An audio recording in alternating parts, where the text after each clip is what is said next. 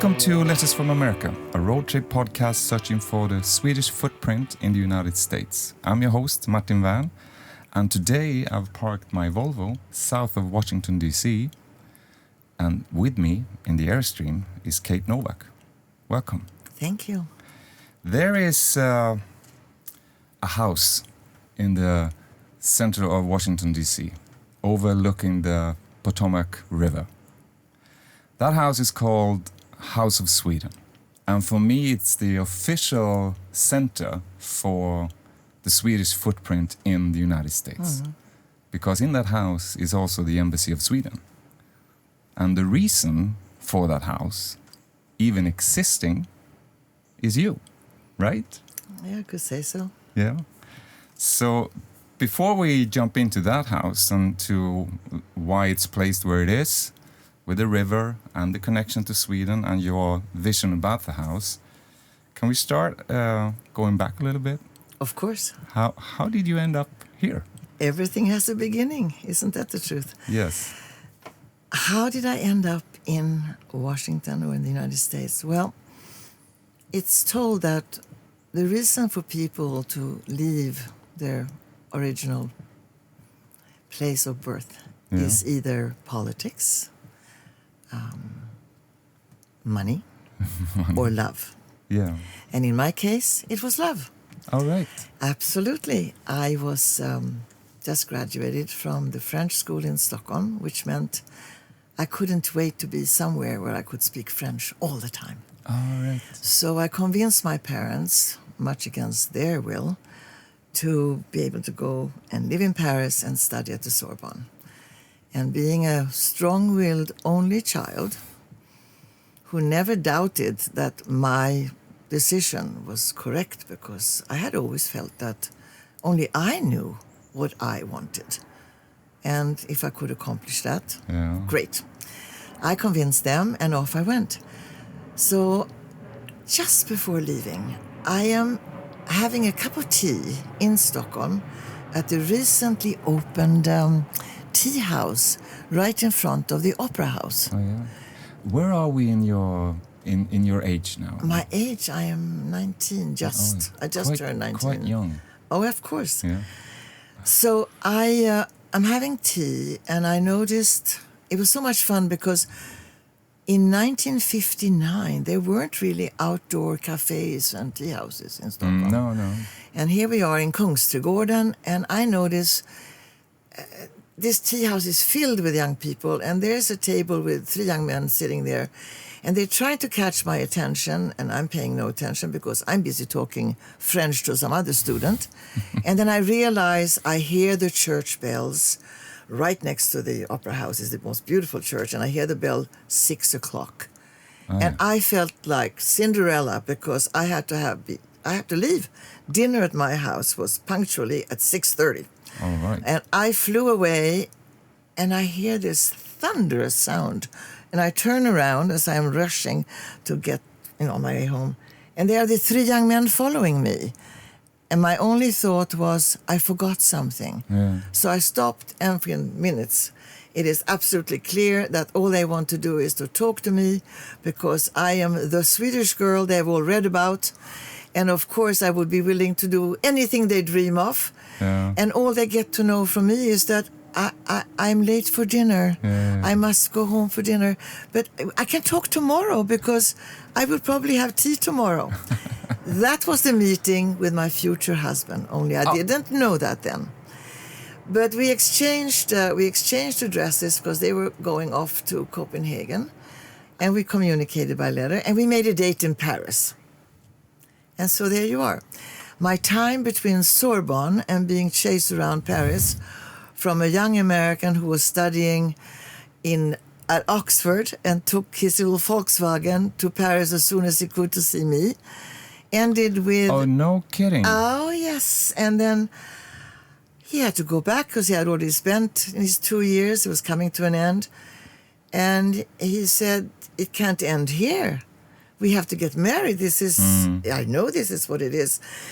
And I didn't know it, but he had written to my parents, who, of course, said, no, absolutely not. She's just starting her life. And again, this strong-willed girl made all her plans to get married in Paris and welcomed her parents to the wedding in Paris. Can you imagine how outrageous I was? I had never met his parents. I had never been to America. Because Alan was your future husband at that point. Yes. He was an American. He was an American studying at in Oxford. Taking his Volkswagen to Paris. Of course, chasing me around Paris. But I know one thing, which was that I had never met anybody that intrigued me and attracted me, and the combination of mind and heart at the age of 19 was overwhelming. And I guess I'm just curious by nature, but I just wanted more of that. And off we go. We get married in Paris. My parents arrived. I was convinced they were going to chloroform me and put me on a plane back to Sweden. But no, my mother fell in love with him as much as I had the minute they met. And off we go. We arrived in America, where Alan was now to start 3 years at the Yale Law School. Right. And, well, we have to survive. Yeah. We arrive in New Haven. I have now decided I'm going to look for a job. And I was so lucky. Quinnipiac University had a sign at the Yale Law School looking for a French teacher.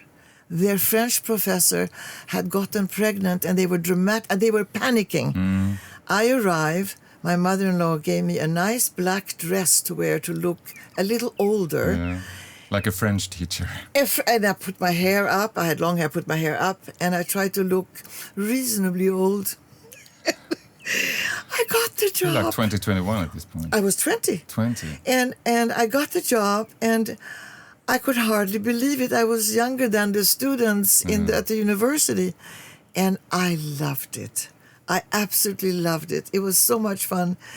And the saddest part was that I couldn't stand the way they tortured the French language. Bonjour, madame. It was a torture. But 3 years passed very quickly, and they were just wonderful. Now, all I can tell you is that coming to another country, when everything you loved about your own country had absolutely no value here. What did they know about Swedish literature and everything that I loved? French literature. You mean literature, everything I knew and was Swedish dear to culture me, that you sort of and my French embraced, culture, yeah. because I had landed in 1960 in a family whom I immediately loved. I couldn't believe that his parents were as wonderful, and his sister and brother-in-law were just as wonderful as my husband was. But I felt intellectually naked. I knew of America to the degree that we all knew in 1959, but the America that I had landed in was a new America with a young man running for president who was, well, I went to one of his speeches in New Haven, and I remember standing there and feeling my husband touch my chin to close my mouth, because my mouth was hanging open in amazement at the way this man spoke.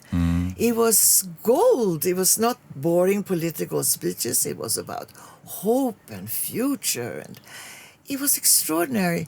And the same thing was happening at my husband's family's house. And we're, of course, talking about John F. Kennedy. That's what Of course. So in the so beginning... you landed in the country that just had John F. Kennedy coming up, and all the changes in the 60s. And all the changes with it. Not only that. No. My brother-in-law was the art critic for the New York Times. I am spending Saturdays walking down Madison Avenue, having dinner at night with their friends, the hoppers, the artists. I am in a world where everything that always appealed to me and made me curious and, can we say, turned on, You can say was whatever right you want. there.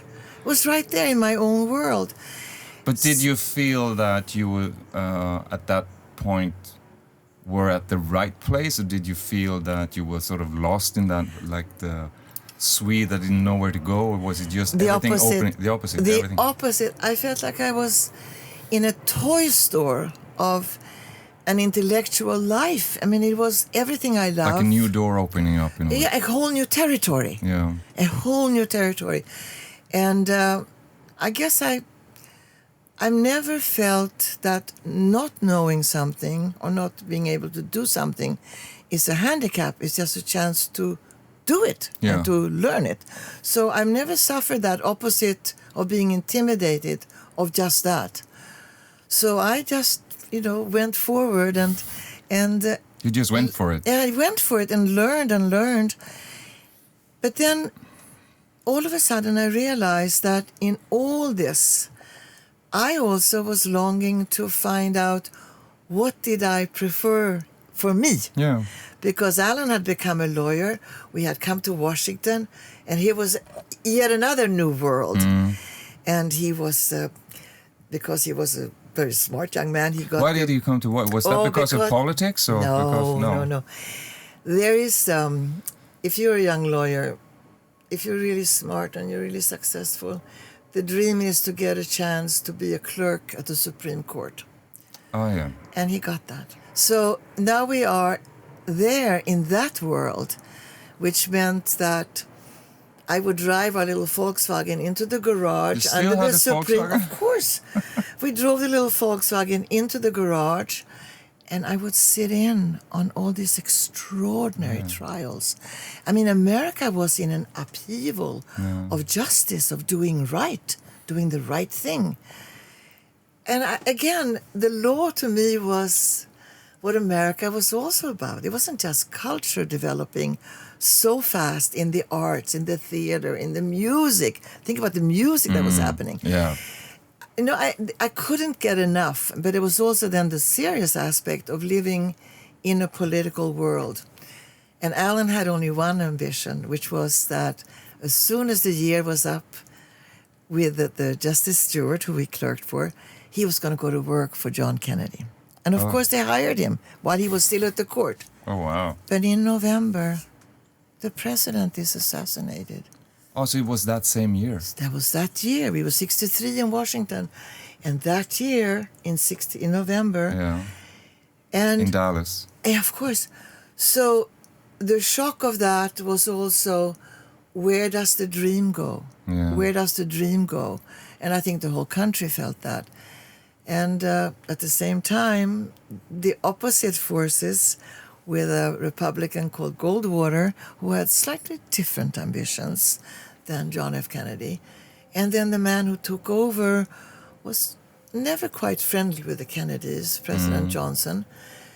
But in the meanwhile, Alan said, as soon as I'm out of here, I got to get that man elected. I got to work for him to get him elected.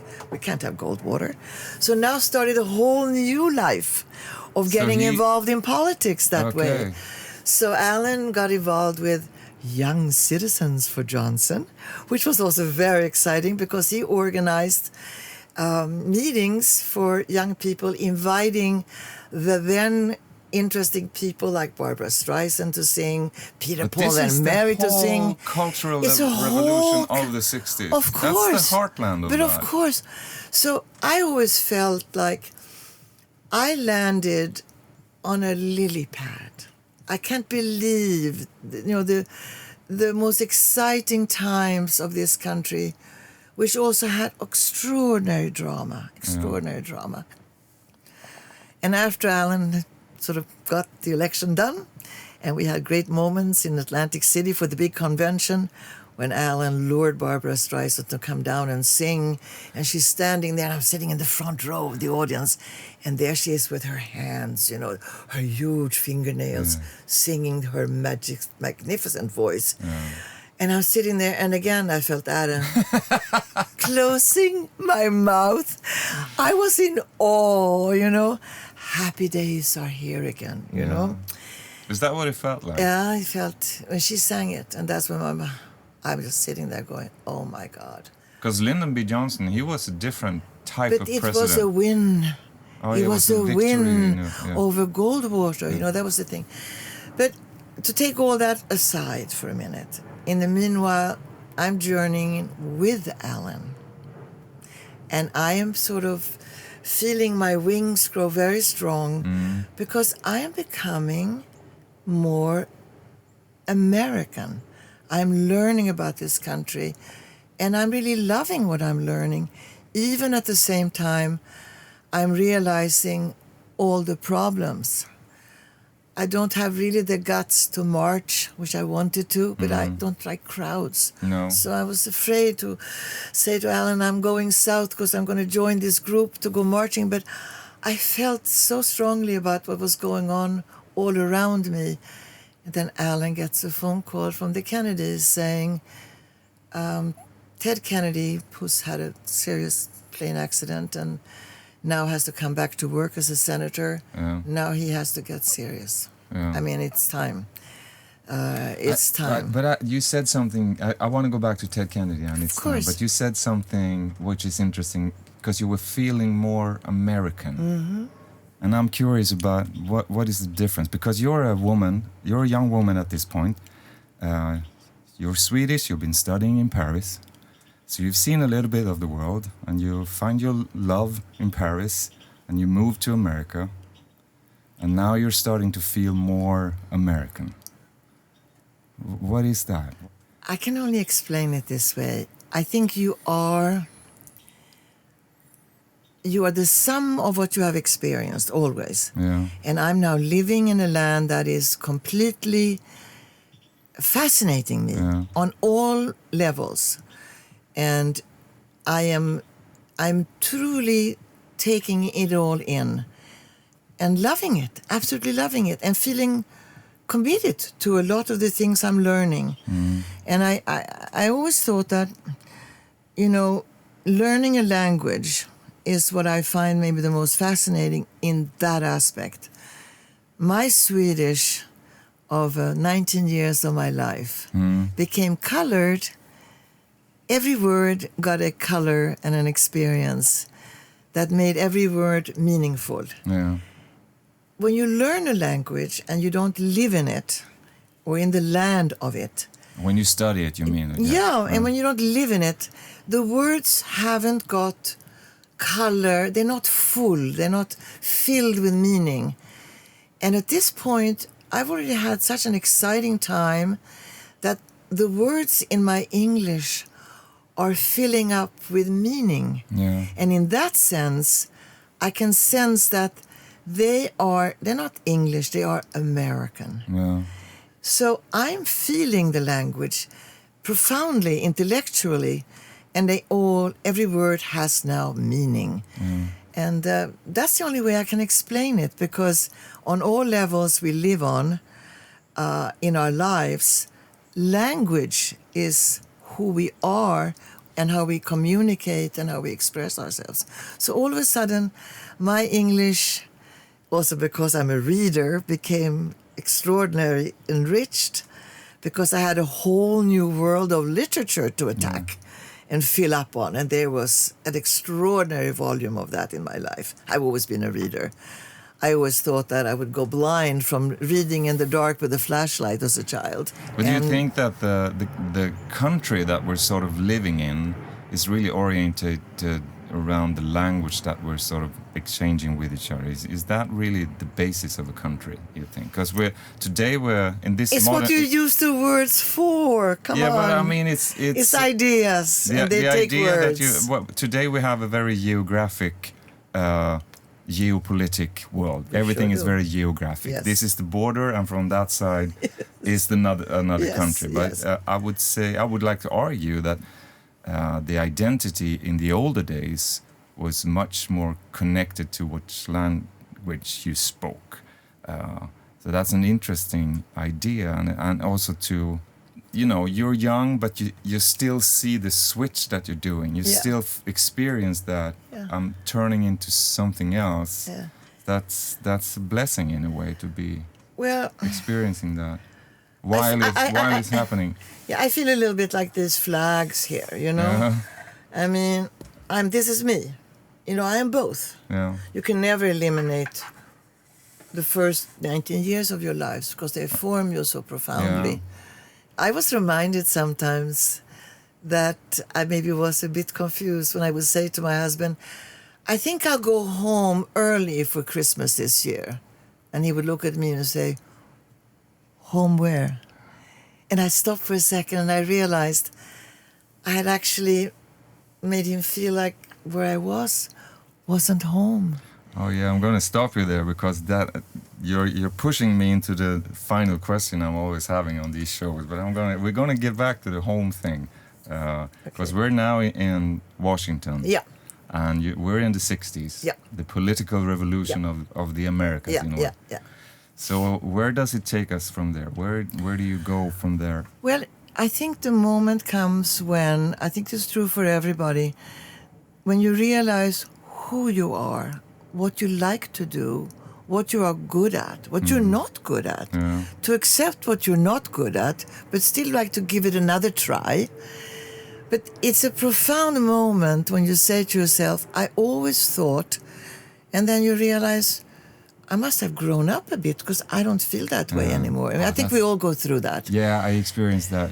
You think you have an opinion about something. Yeah. And then I don't think that anymore. So I decided to go back to school. Oh, yeah. And I decided that I have always loved buildings. I've always loved buildings. I wherever I've been, I've always looked up at the top of a building to see how they ended. How did they finish? And I remember as a child, my mother would always say, stop looking up, you don't see where you're going. But I always had that. So I decided to study architecture because I think maybe it also had to do with the fact that maybe I was not good enough to use words. Maybe I could create buildings, because buildings are not words. No, they're very... So I studied architecture. Very much opposite of words. Exactly.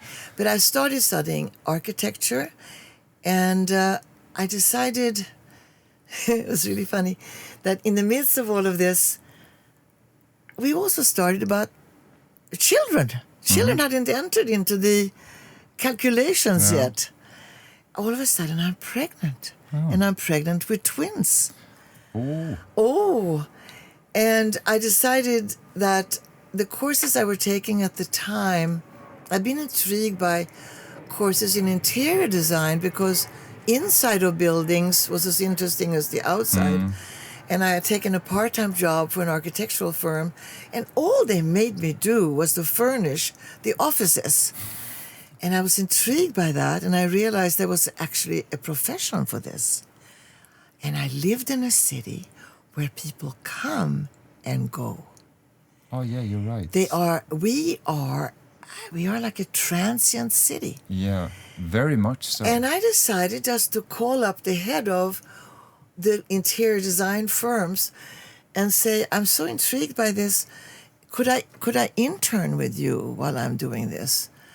And we talked, and he said, absolutely. So all of a sudden, I leave the architectural firm, and I go to work for an interior design firm. And he was charmed. It was wonderful watching people come in and fall in love with fabrics. Yeah. And I'm not a good salesperson. I'm not really interested in money. So the drive was not that. It was helping someone make a home for the time they are here. Yeah. And I had some wonderful clients because all of a sudden my boss gave me clients. And now it's time for me to say, I think I have to take a little break here. And I disappeared for 3 years. The twins. Yes. Raising twins, because I didn't want to miss that. No. I thought, start their lives always having somebody. I was so intrigued by that. Of course, I read everything I could find out about twins. And they were not identical. So I didn't have to worry about who was who. They were different from the beginning. But the two boys. Two boys, Yeah. Adam and Jonathan. All I know was that I couldn't love them enough, make them feel loved, because I grew up with that, and that is an irreplaceable support in your life. I knew that. Yeah. And then I also wanted them to feel individual. I didn't want them to feel like they were two in a package. No. But I think that's And I that's saw important them, for everybody. But and for I twins, saw how different they were. Yeah. And that became true for the rest of their lives. They are truly a left and right brain, and I saw that from the beginning. So child rearing was part of the joy, and the second part was really to enjoy my career. I really did. I had great clients, but all of a sudden I get a client who is Swedish, Louise Schwebel. She was just married, and we became the best of friends. And we both loved reading, so we both, would come back with books for each other. Yeah. And we decided to start a little organization. And we invited other Swedes in the area to join us. And there was a Swedish club in New York called Svea with a simple V. We called and found out if we could use the same name. And her name is Lena Kaplan, a wonderful, wonderful person. And she said, yes, of course you can. You are you and we are who we are. I said, absolutely. We became, at one point, almost 400 people. Can you imagine? At that point, wow. Another organization, wow. another organization out west had also grown. Agneta Nilsson had started Svea with a W. Without knowing of each other? Well, I had gone out to see her because I always saw her when I was in LA. And we had talked about that fact. And she said, you should join us. I said, well, you're here and we're there. Eventually, Agneta, who could travel around the world because her husband worked for SAS. And I said, you can go everywhere with Svea. And it's everywhere. So having started in 79, 80, by 2000, we joined Svea International, W. And for those who are not familiar, Svea is Swedish Women Educational Association. So it's for women living abroad. And absolutely, Swedish women. Absolutely. Yeah. Our organization had really only one motivation, to create a library. That's because you of again. course me. That's you again, the reader. So we had the library. I think the idea that the only thing we required for membership in a Swedish organization here in Washington was the commonality of language. You had to speak Swedish. Oh, yeah. And we should share what we knew. We should have speakers and share what we knew and invite guests who came to visit. And God knows I have forced everyone who came to visit me to be a speaker for Svea.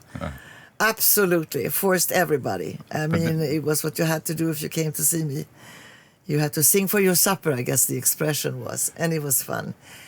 I, on the other hand, I also will tell you, had the joy of never really being far from Sweden.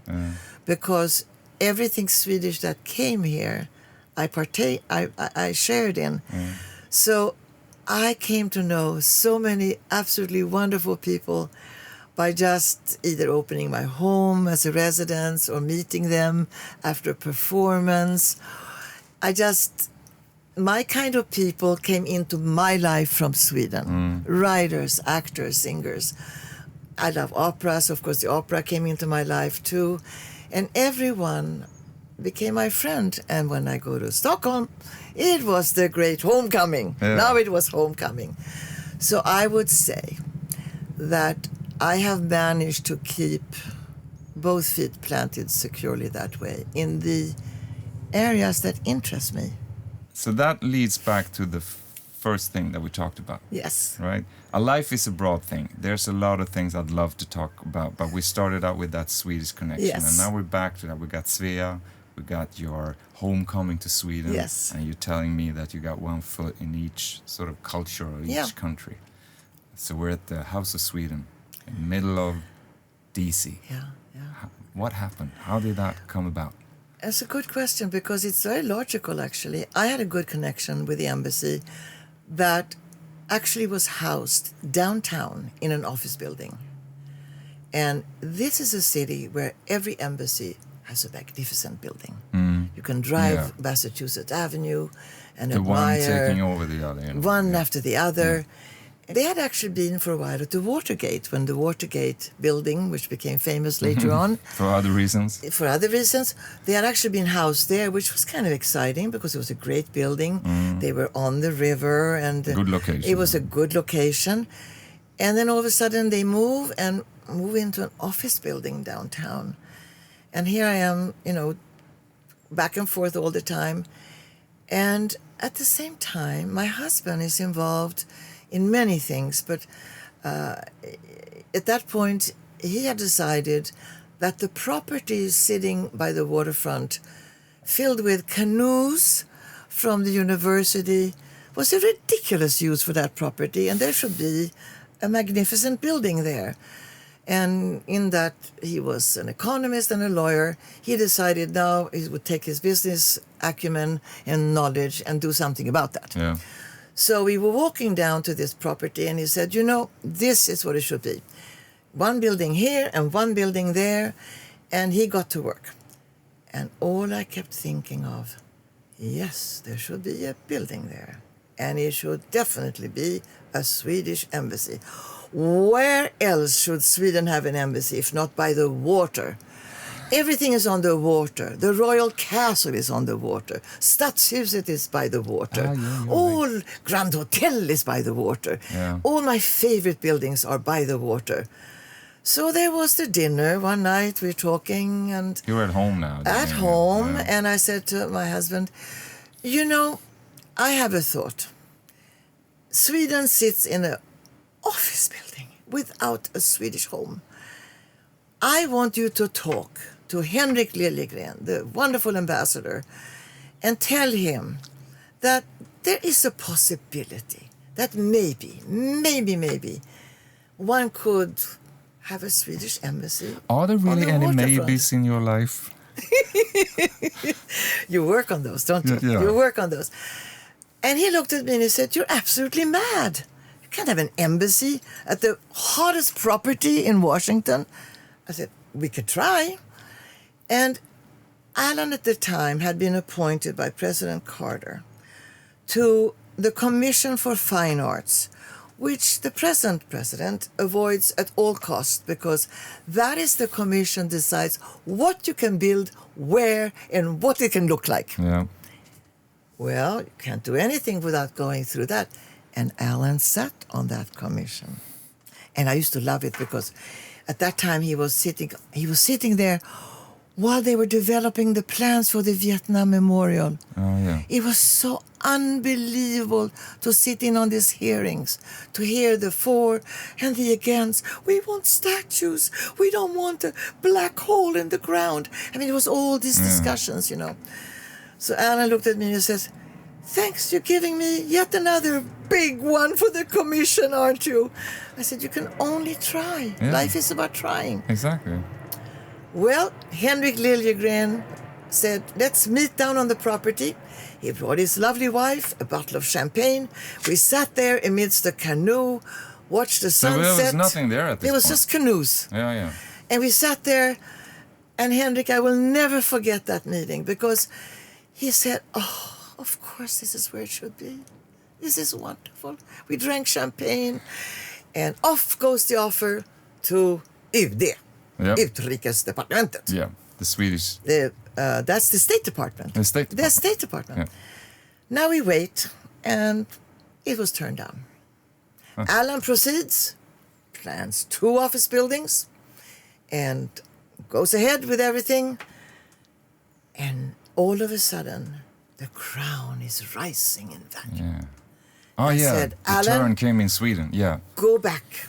Yeah. Jan Eliasson, our friend, is now the ambassador. You talk to Jan. And guess what happened? Well, I guess. We took it up. And they took it up, and there was a yes. And what had started in 1997 was okayed in 2002. And in 2004, the first shovel went into the ground. Oh, wow. With our present mayor. And in 2006, October 23rd, we had the big opening, and the king was there. It was magical. It was absolutely magical. It was there. Yeah. It was glass, and it was the river. It had happened. 20 years this year. That's amazing. Only because I happened to be somebody who knew of the property, who knew and could convince the man who owned the property. And you're also. And I also love the architect. I mean, Gert Wingård is so incredible. And to have a building that's all light. Yeah. I'm a total light person.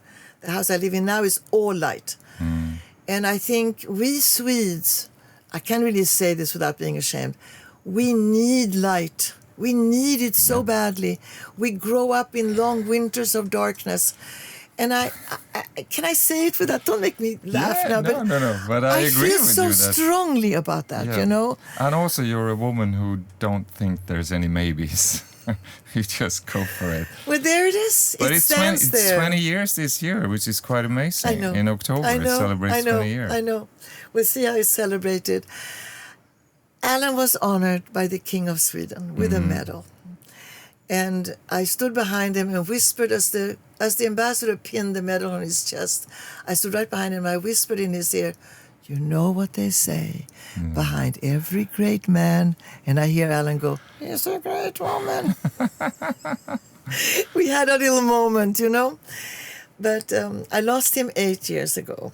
Yeah. And that was hard. But I can tell you one thing. I had made myself a mantra. I had to. Because when you live with a person who is all about maybe, I mean, nothing. He never became a boring Wall Street lawyer. No. He's decided to go for it and do what he could to change the world for a better place, to do the impossible, always. And never looked for, how should I say this, a financial success. No. He always wanted to do something that mattered. And also, we're talking about footprints and a building that you can visit or sort of touch, lean on. And a flag. And a flag and walk into. You're in Sweden. You're in Sweden. You're in Sweden when you're inside. Of course you are. And to have that as a footprint, like I said in the beginning, it's the, administrative center of the Swedish footprints. Of course. Like a representative of that. So that leads into what we've talked about. You're coming from Sweden or living in Washington. Right. Yeah, I think you said your family is from the south part of Sweden. No, that's my grandmother, my momo.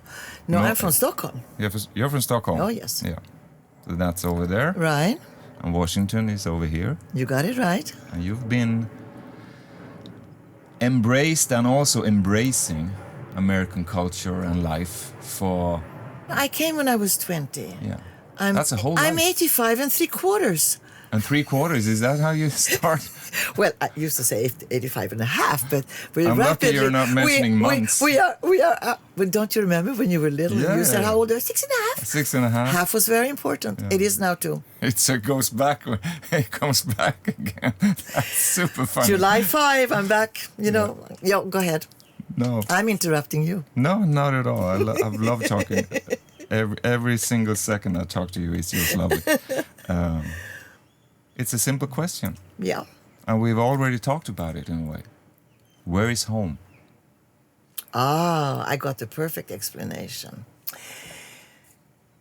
On my 50th birthday, it's a little longer answer, but it's the right answer. On my 50th birthday, I celebrated it in Sweden. Mm-hmm. And everyone was there. My Swedish friends, my American friends came over, my children, of course, my husband, everyone was there.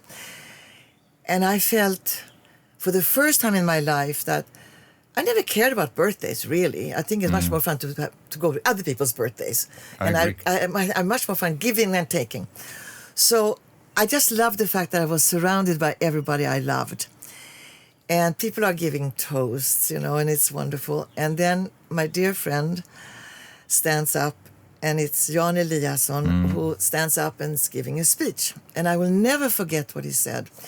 He said, you are, and he spoke English because I had all my American friends there, my family, said, you, Kate, are like a mangrove tree. I have no idea what that is. He said, a mangrove tree is so interesting.